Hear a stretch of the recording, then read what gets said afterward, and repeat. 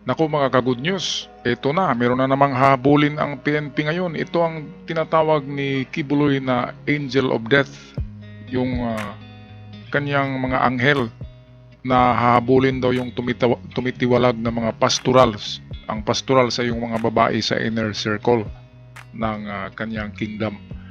Kaya ito ang kinakatakutan ng mga pastorals na hindi na lumalabas sa KOGC dahil sa mga death angels na ito or angel of death.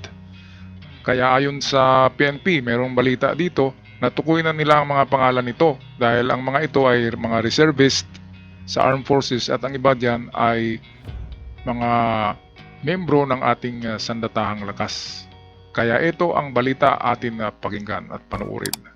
Hindi figurative speech kundi mga tao ang sinasabing angels of death na ginawang panakot umano ni KOJC leader Apollo Kibuloy sa mga batang biktima nito. Ayon sa Philippine National Police, tukoy na nila ang ilan sa mga miyembrong bumubuo sa naturang grupo. Iimbestigahan ng pulisya kung totoong mga militiamen at reservist ang mga ito at kung may mga armas din silang hawak.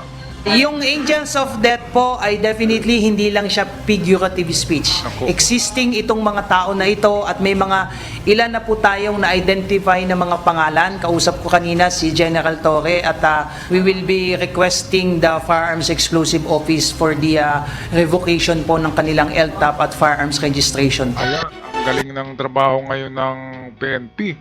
Talagang nagtatrabaho.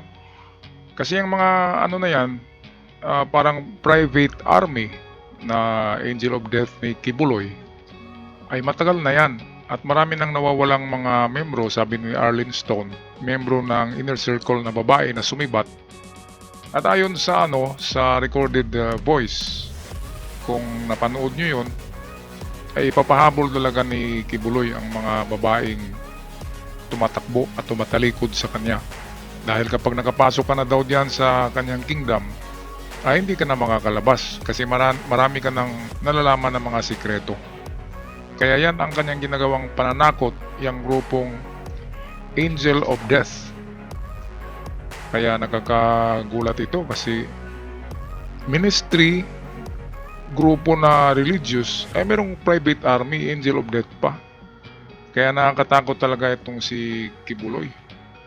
Kasi to the next level na yung kanyang religion. Hindi na yata to religion kasi gumagamit na ng armas.